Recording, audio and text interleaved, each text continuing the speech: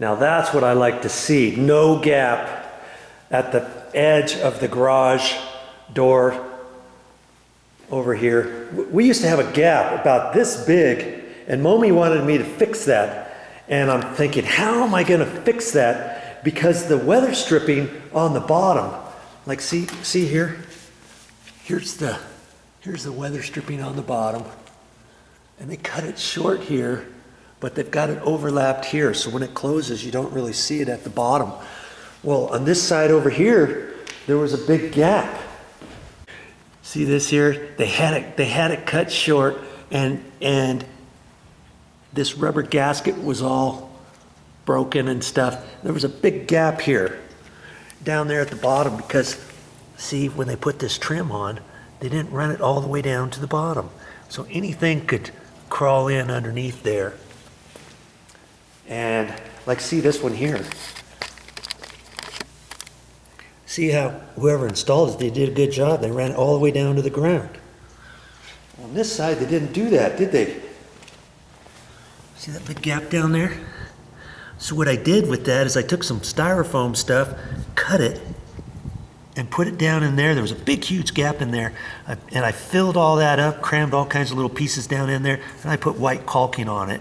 Put some masking tape across here, cleaned off the caulking, pulled the masking tape off after I straightened this out with a putty knife and stuff. And that filled up that hole so they couldn't crawl in from underneath there and then through that. And then at the top, I took some styrofoam, and see this block right here? That's styrofoam. It doesn't look like styrofoam, does it? And I just took some of this stuff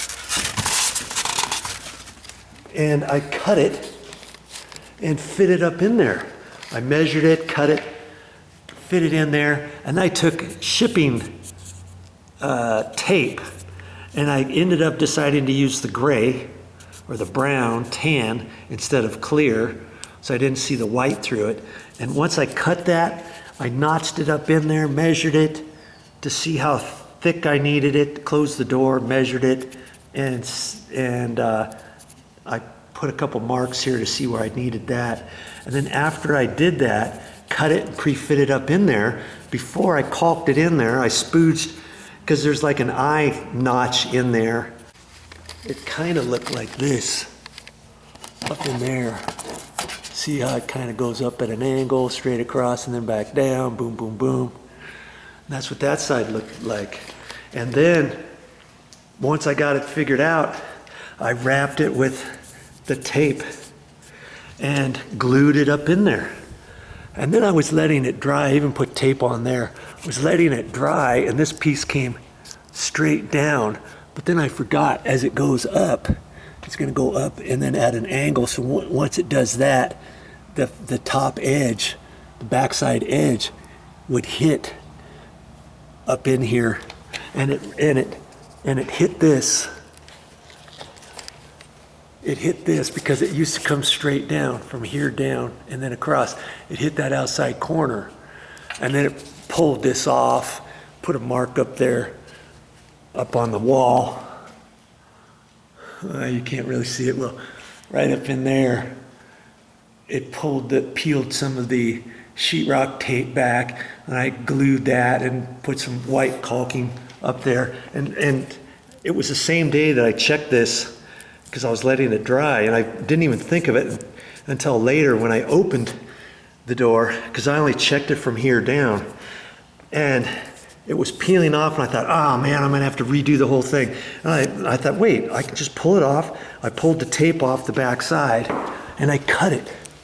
I cut it at that angle, you know? And then I used the same thing. I put some more tape just on this side, recalked it in there, pushed it up in there, and I put some tape up there, some shipping tape, just temporary from here up.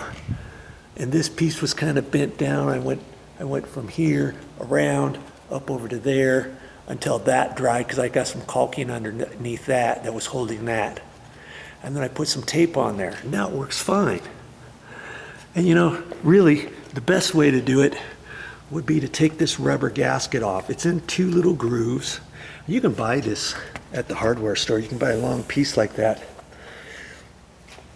I don't know how much it would cost, but then you got to pull it off, put the new piece on there and all that. And I thought, I don't want to do that right now. Let's save that money. How else could I fix that? So that's why I'm showing you what I did. I wasn't even going to plan on showing you this at all, but I thought, you know what?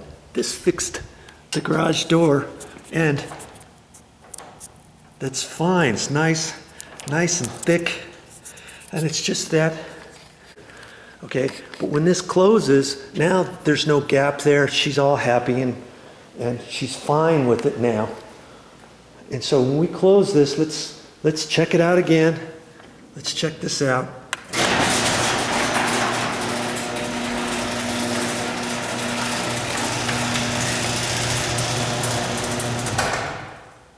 See there? Perfecto. Yeah, so next time you've got some sort of issue like this on your garage door, okay, think, maybe you can use some styrofoam. I'm going to save this. I probably won't need all that, but I've got a little storage area. I'm going to get that out of the garage and store it somewhere. But I'll have that, and I got shipping tape, and I just use white caulking, painter's latex caulking, and put it up there, and away I went, and it's fixed. Okay, I always try to show you different ways to fix things around your house inexpensively, and something that you can do on your own. I won't show you anything I think you can't do on my channel. Okay, remember that. Now, what am I going to talk about next time? Well, it might be having to do with something on these cabinets in the garage. It might have something to do with door silencers. And I don't have any on here, but I'll talk about that next time. Well, that's all I got for this time, but I'll be back with more videos.